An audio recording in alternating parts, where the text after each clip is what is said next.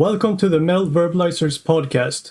We think that underground metal deserves far more appreciation because there are a lot of hardworking musicians and great music to be found in underground metal.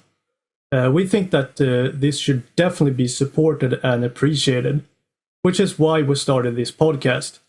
We also want to share the great underground music with you listening. In this type of episode, we invite a band and talk about funny and cool things that have taken place during tours and things like that. I'm Johan Verbalizer, and in this episode, we'll talk about Crimson Caliber.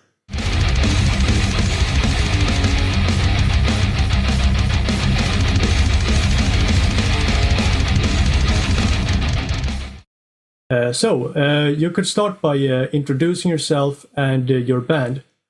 Also, if there's anything else that you would like to say before we start. Sure. I just want to say thanks for having me on the show, Johan. It's nice to finally get to chat. Not necessarily in person, but I guess as close as we can be, given all the distance between us. So my name's Travis Malley. I play in a thrash metal band from Medicine Hat, Alberta, Canada, and we are called Crimson Caliber. And I'm the lead singer and rhythm guitarist in the band. I'm very pleased to be here. Yeah, I'm pleased to have you. Would you like to start with some stories right away? Yeah, sure. I wrote a little bit down in my notes, so I may have to switch over. But no problem. We were really lucky. So we started in 2016, and I guess I'm just going to start with, we were really lucky. Just 2 years into our existence, we got the opportunity to play a festival outside of our province. So we got to travel to British Columbia. That's the province just immediately west of Alberta. And we got to play Metalocalyptic Festival. And we played the festival for free. So it was a really big deal for us. Yeah, we traveled a long ways, and we really wanted to do it. We wanted to be a part of the festival. And the whole festival, the basis behind it is celebrating women in heavy music. And obviously my wife, a girlfriend at the time, Amber, she's our bass player. So we kind of got in onto the festival through having her in the band. And it was just a fantastic experience for us to get to travel so far away from home and play the festival and get to see all these other talented bands with super talented women in them. Each band had to have at least one woman in it, and it was just spectacular. It was an unbelievable time, and we were pretty young there, and there might have been a couple times where we drank a little bit too much. We indulged. We had a little bit too much fun that first year, and luckily we got to go back the next year, and we cleaned up our performance a little bit. And I like to think we did better the second year that we played that festival. Do you want to give some examples of some of the other bands who are playing there? Oh, geez, yeah, I have a little poster here that I can actually look at right now. Right. I'll hold it up so you guys can see what I'm looking at. So there was another really cool thrash band that played, actually, called Chaos Century. Give them a shout out. They're from I think Vancouver or Victoria, BC, Canada. They're really, really good. Some of the other bands, Los Nebula from Mexico, they're actually really good buddies of ours as well. Cosm from BC, super talented. Sirens Reign, Call of the Siren, Forsaken Right, they're folk metal from Edmonton, Alberta. Shout out to them. They're good buddies of ours. And so, yeah, it wasn't necessarily just a thrash thing. It was just kind of all genres of metal. And back. Usually a pretty cool thing with festivals doing that, like kind of mixing up the genres. Mm-hmm. Like if you're really into thrash metal, for example, you can get introduced to some other stuff that you might not have been introduced to otherwise. 100%. We just played a festival called Alternative Waves, actually right here in Medicine Hat, where we're from, and it's sort of the same type of thing. I mean, minus the having to have a woman member in your band, but it's just multi-genres. You know, there's punk, there's metal, there's even at times a little bit of hip hop and other stuff like that too. It's really cool to be a part of, and it's awesome that it's right here in our hometown. Yeah, and I mean, like, they're usually like within Mel, there's usually a lot of like kind of fusing styles like Hmm. that. So, like, some bands, kind of like Anthrax did that a little bit with like metal and hip hop. 100%. So, I can kind of like Yep. see how some people might be more into metal can appreciate that stuff, and so the people who might be more into like hip hop might kind of Hmm. like appreciate it as well. So, it kind of like taking things from both worlds, so to speak. 100%. Plus, then the hip hoppers, they get to learn how to mosh and stuff when they see the metal bands. So Yeah, we get to teach them a little bit about our culture, and they teach us a little bit about their culture yeah, too. yeah, exactly. And that's kind of like the cool thing with kind of like fusing genres like that, I believe. Mhm. I mean, it's kind of like a similar 100%. thing with like punk as well, I would say. Yeah. Yeah. I mean, obviously, with thrash bands, we have a lot of our roots Yeah, in punk too. So, yeah, the punks definitely love the thrash. I mean, we don't have much of a punk scene here where I live. I would love to see more punk bands and more thrash bands yeah, coming up. yeah. I mean, I know a few bands like from Canada, obviously, like thrash metal. Some of the greats, and then bands like Crimson Caliber, of course. But like, how is like a thrash scene around your area, specifically in Canada? Um, we have some really great bands, but I could almost count them on like one hand Oh, or maybe two. It might take, yeah. so it's not So like a big thrash scene. no, it really isn't. Like the majority of the bands around here are like at least that are playing metal are playing death metal, deathcore, metalcore. And we've got some hardcore bands and stuff like that. But really, there's not that many thrash metal bands out there. I mean, at least in our scene here in the Yeah, I West. I see. know there's quite a few out further east. Yeah,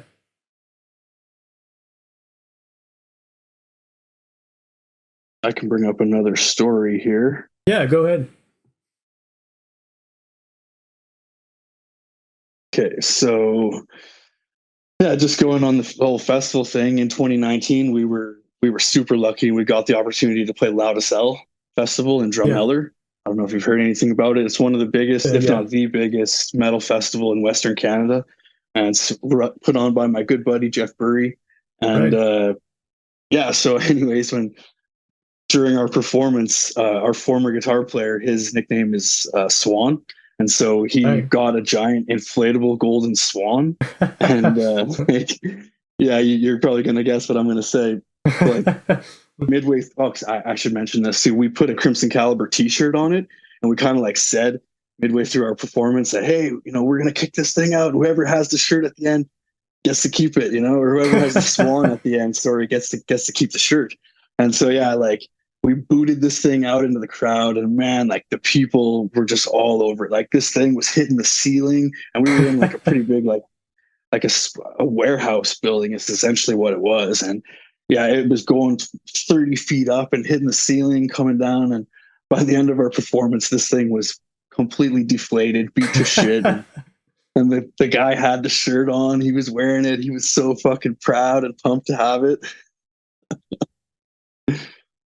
Yeah. Yeah, I can that was imagine it was a like it looked kind of like a very very crazy mosh pit, but they were going after the oh shirt. yeah. Yeah, Yeah. Yeah, I mean it definitely encouraged them to get going and be a little more rowdy because yeah, everybody seemed to want that shirt. yeah. That was awesome. Like if you can't get the crowd to mosh, that's a great method of doing that. Yeah, for sure. It's a good Yeah, tactic, get a little more crowd involvement. yeah. I think we had like 4 or 5 beach balls too that we kind of Oh, kicked out at the same time. So there was projectiles going everywhere. yeah. I really like that stuff. Like during concerts, like well, Mhm. those kind of like funny things to kind of like spice it up a little bit to really like Yeah. get that kind of like fun, crazy experience. Oh, for sure. And when you had Yeah, a big show and then all of a sudden now you grab the beach ball and you get to hit it, like it's pretty fun. Like it keeps the crowd a yeah, little more involved. I mean, yeah, moshing is great too, but you get to bat around these balls and hey, if somebody kicks out a giant inflatable animal, that's fun too, you know. It doesn't Yeah. survive the pit though. Yeah, I can imagine. Yeah. So in 2018, we actually had a fight break out during one of our Oh, performances here in our hometown. Yeah. So like we're nearby a military base, like a British military base. And I see. so some of the, yeah, some of the Brits come down here for like their recreational time. And we had a couple squatties out, a couple British soldiers. And the one guy even said, like, we finished a song and then he must have been a drummer or something. He says, "Oh, I can play drums better than him." And we're just like, he's like asking to play the drums when we're mid performance. We're like, man, get out of here, sort of thing. So we start our next song, and they're right in the pit, start punching people in the face. So Oh. like, yeah, like they just started throwing punches uh, like wild men, and the whole group of all the metalheads that were actually attending the show, like ejected them outside, and like they continued to fight. They got like beat up until the cops came. And then like so we're just standing there. All of a sudden there's nobody left inside the bar. We have like we have like 3 or 4 songs left. So we're just like, I guess we'll just wait. And just like I ordered a drink from the bar and we just kind of stood there for like 10 minutes till everybody came back inside, and then we played the rest of our set.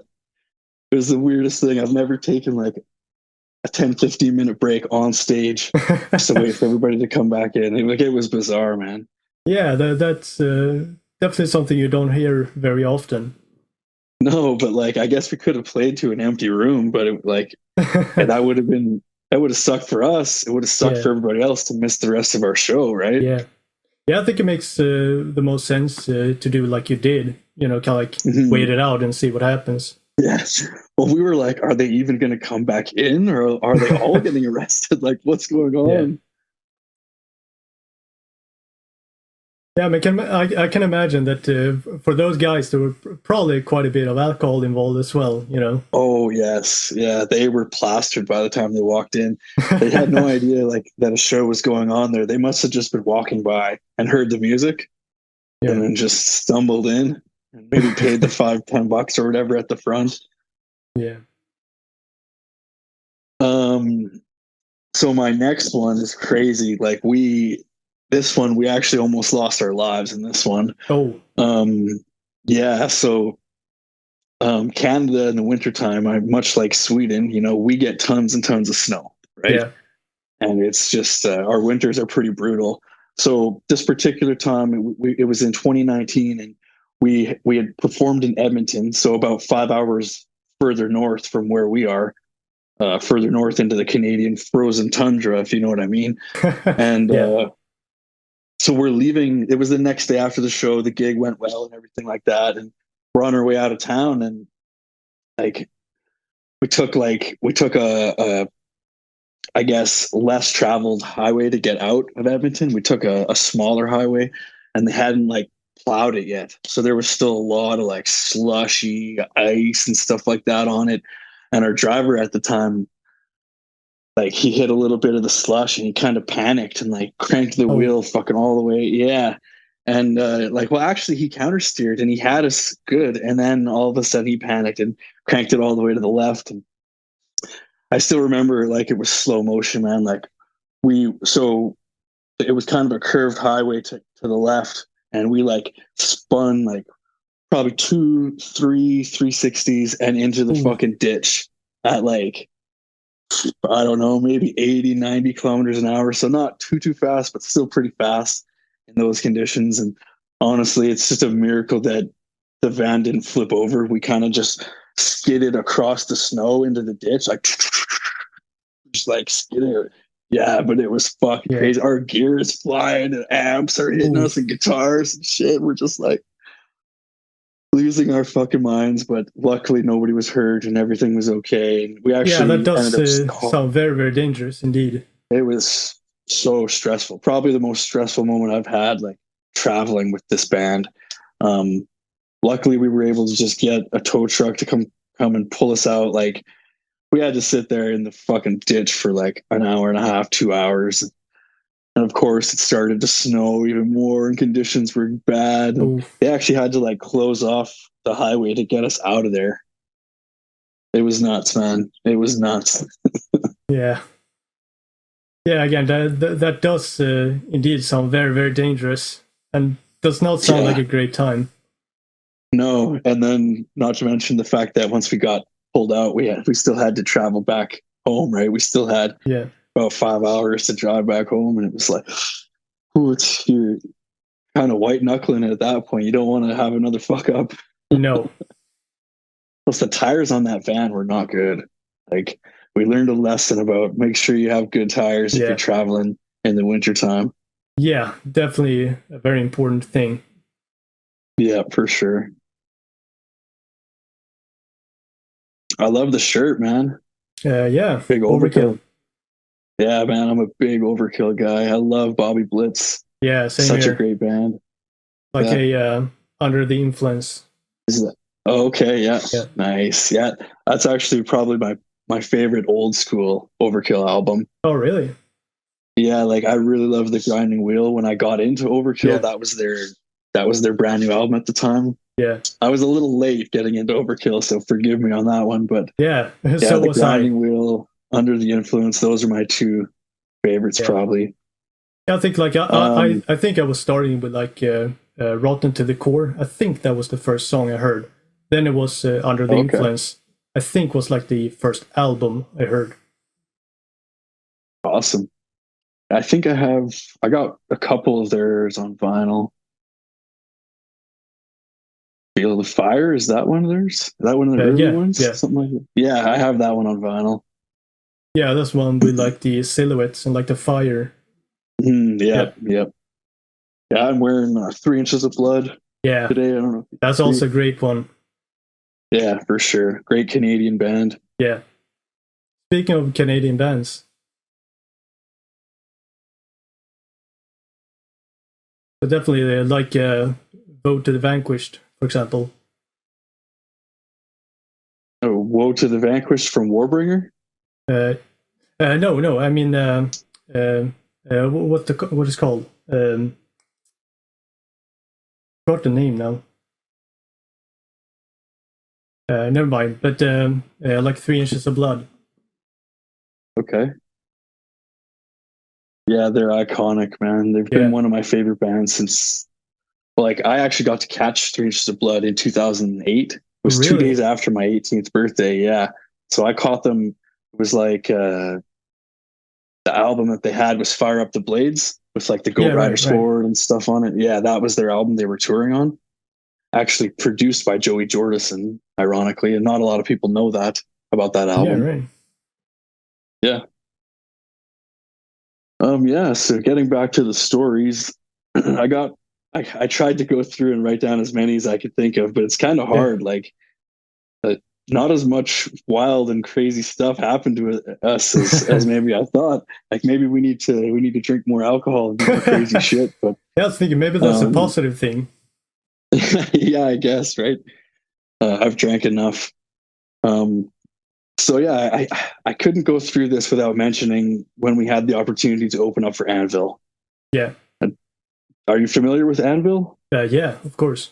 Iconic Canadian band, and they've been around since like fucking forever. Like, I swear it was like early 70s. They were like touring Europe with like Bon Jovi or something ridiculous like that. And Lips was playing his guitar with his dildo like way back then.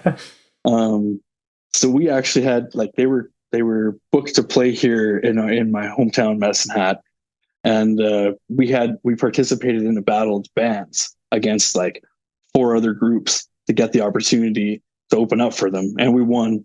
And so the show was fantastic as well, and they were everything that you'd imagine them to be. Like, we got to hang out with Lips, and we got to hang out with the drummer Rob Reiner and the bass player, and they were just awesome guys, super down to earth.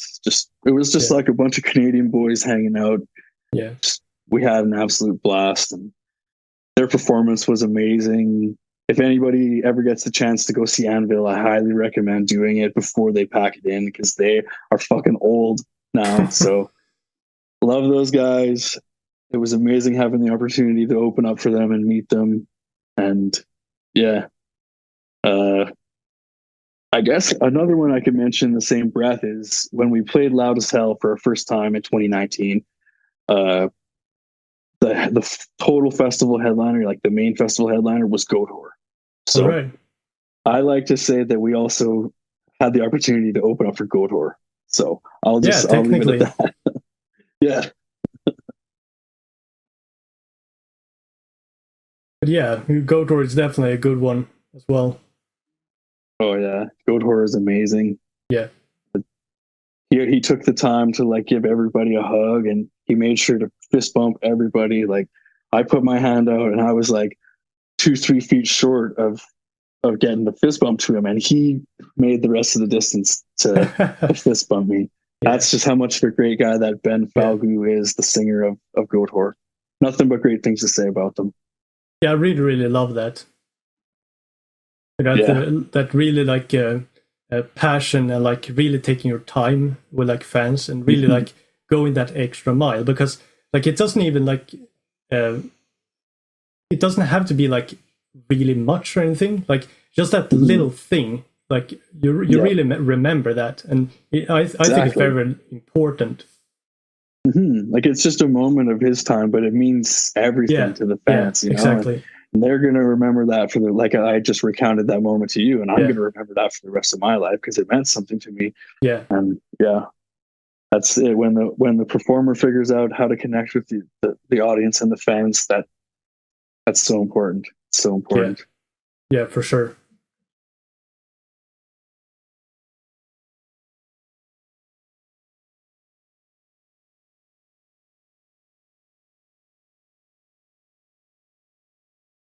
I think that was my last one I had written down. All right.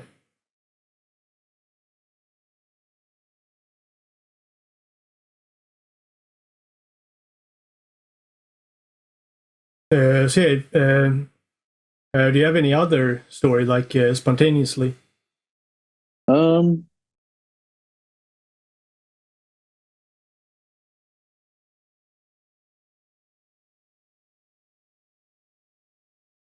I mean, we've had so many great performances, and we've had so many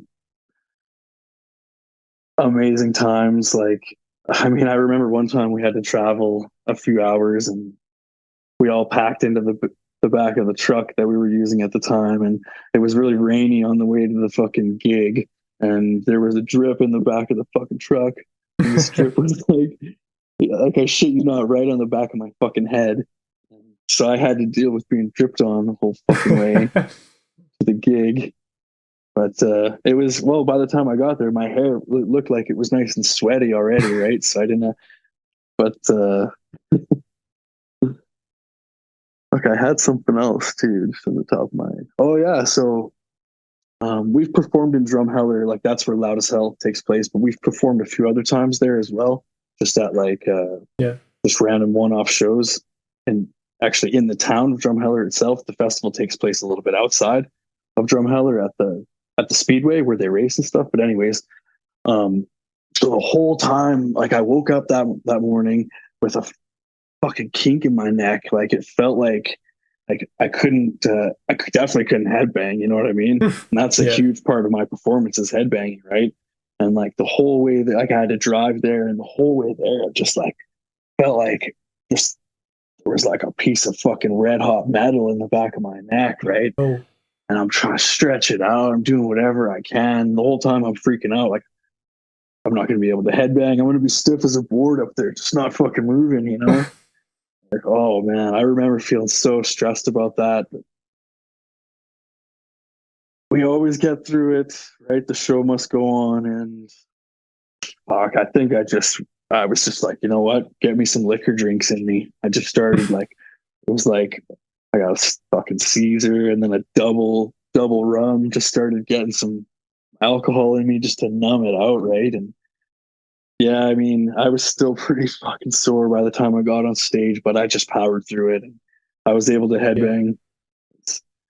The people are coming to the show and they're paying money to get in. You have to give them the performance. Yeah, like there's nothing worse, you know. watching someone and they're not giving it their all because they don't care, you know.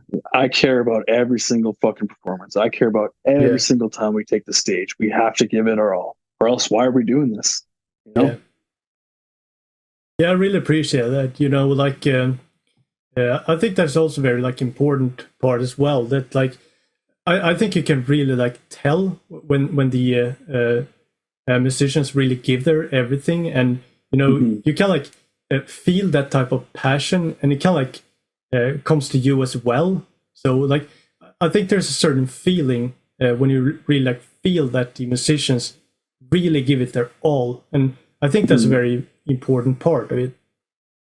100%. I mean, I'm always pouring sweat by the end of our performances. So, I mean, at least on that aspect, nobody will ever be able to say that I'm not giving it my all, Yeah. because I probably lose a pound of fucking liquid out of my body every time we perform just from the sweat. Yeah.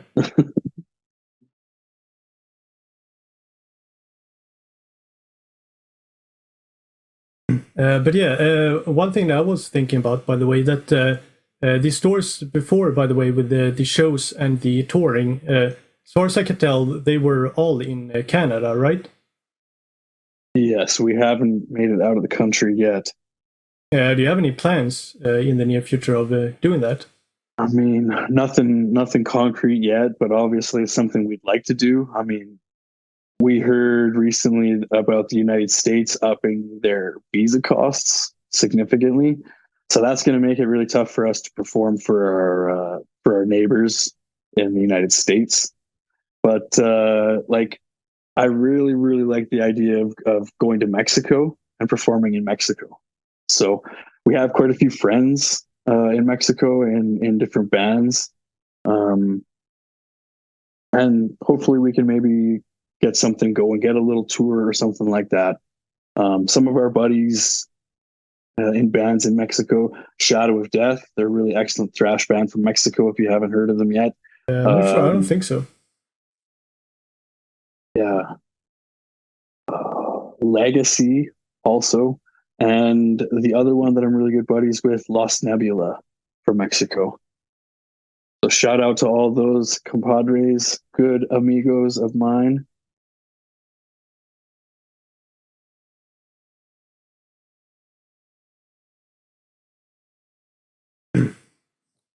So yeah, by the way, like, do you guys have any other like cool plans for the future they would like to talk about? Oh man, honestly, I really wish I had something more interesting to say to that. We're working on a single right now, so a little bit of new Crimson Caliber music in the works. But as far as like the performing front, we don't have any gigs lined up at the moment. We had to deal with a little bit of drummer turnover. Our most recent drummer we were working with, he moved to Calgary about a year ago, maybe a little bit longer. And so we worked with him over the long distance for as long as we could. For just logistically, the challenges just became too much to get us all in the same place for rehearsals and stuff like that, and working on new material, that we just pulled the plug on that. And so at the moment, we're just working with a fill-in drummer, our good buddy Marshall from Raising the Ruins, another excellent band from Medicine Hat. Yeah, so being with a fill-in drummer whose his priorities are to his other band. Yeah, as of right now, we don't have any concrete plans on any tours or any other gigs lined up right now, as we just played at Alternative Waves Music Festival here in our hometown, as I mentioned before. And yeah, that was our only gig we had lined up. Right. So you don't have a like permanent drummer right now? No, not at the moment. Not at the moment. But things could change fast, as they sometimes do in this industry. Yeah. And I'm hoping our position on that changes soon and we get a bunch more shows lined up. Yeah. So another like kind of interesting question that I like to ask sometimes is like when you write music, do you usually like come up with the lyrics or the music first? That's a good question. I mean, typically I like to start with some riffs and stuff first. So I guess I like to start with some music first.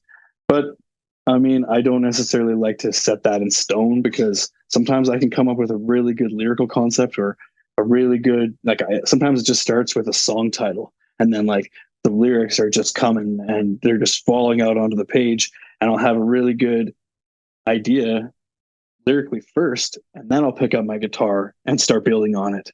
So to answer your question, sometimes it's the music first, sometimes it's the lyrics first. Yeah, I think that makes a lot of sense. Yeah. Sometimes you just have such a great idea lyrically that you have to come up with something equally as good for it on the guitar, Yeah. right? Yeah. And I mean, speaking of ideas, by the way, kind of like in the same vein, it's like, do you have any like specific ways that you usually like kind of come up with ideas for songs, if it's musically or lyrically? I have like a huge list in my phone of song titles. Like, man, I'll come up with things in the most random ways. Like, I'll be playing video games and a character might just say something and it just triggers, it just gives me an idea and oh, that could be a good song title, right? So then I bring up my Yeah. notepad and I record it. Like I have a list of like probably 150 good song titles that I could use that I could develop into an idea. And other times it's like, fuck, I could hear a riff on the radio, and oh, that kind of gives me a cool idea for another riff. You know what I mean? Yeah. Like anything. Sometimes it'll be like a drum intro to a rock song, and I'm right at the start, and I'm like, that's actually a really badass way to start a song, right? Like anything, it comes from everywhere. Yeah, I think that's pretty cool. It was like when I was playing guitar before, it was like I was trying to play like a song. I think it was like Metal Forces by Onslaught, and I accidentally played it wrong. But then I was like, wait a minute, like that actually sounds kind of good as well. Then I was kind of like developing that and kind of like became its own thing. It's like that's also a way that you can kind of like come up with that sometimes. No, definitely, definitely. And every time you come up with a riff like that's halfway decent, you should record it because, man, I'll come up with something, and if I make the mistake of not recording it, like do a little video on my phone or whatever, at the very minimum, I'll forget it. I'll forget it, and then I'll pick up my guitar the next day, and I'm like, "What was that sweet riff I was playing, or what was that really cool lick?" And I can play something similar to it a lot of the times, but not that exact thing. So every time I have a good idea, I immediately record it. I've got tons of fucking videos of me just playing a little riff here and there on my guitar, on my camera roll on my phone. It's ridiculous. Yeah, I can definitely see that because I guess that's kind of like the thing where we can like hear about people like having a notebook beside their bed, you know, like in the middle of the night, if they come up with something, like they write it down. I guess that kind of comes from there because when you like wake up the day after, like you've completely forgotten it. 100%. And it's like you said, you wake up in the middle of the night, and I pull out my phone and I put song titles into that notepad in the middle of the night. It happens to me. I'll be dreaming of something, and oh fuck, that's a really cool song title, and I have to wake up and record it because I've made the mistake of not doing it in the past. And then I'll sit there for weeks and be like, what was that again? I can't believe I forgot it. Yeah, that's definitely happened to me as well. Like many times, like when you can like get some dream, and then you like it's something that you can like think about, like that you might remember, but then like if you wait a little bit too long, like it's completely gone. You lose it. Yeah, for sure.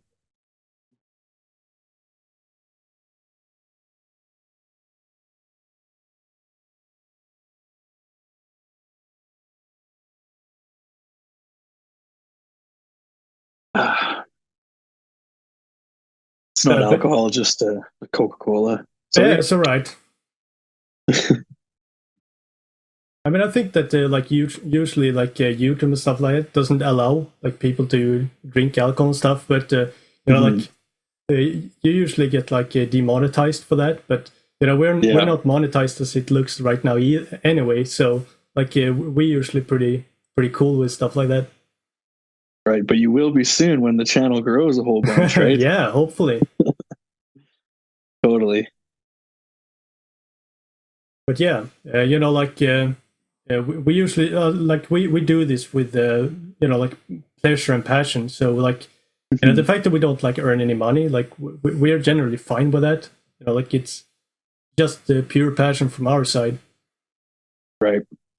Yeah, man, it means a lot for you to reach out and have me on here. Yeah. Obviously, and you doing the Verbalizers episode on my band, obviously that meant a lot too. Yeah. So thanks a lot, man. It means the world. Yeah, no problem. It was a pleasure doing it. Yeah, man. It sounds like your English is getting a lot better too. Yeah, I think so too. Yeah.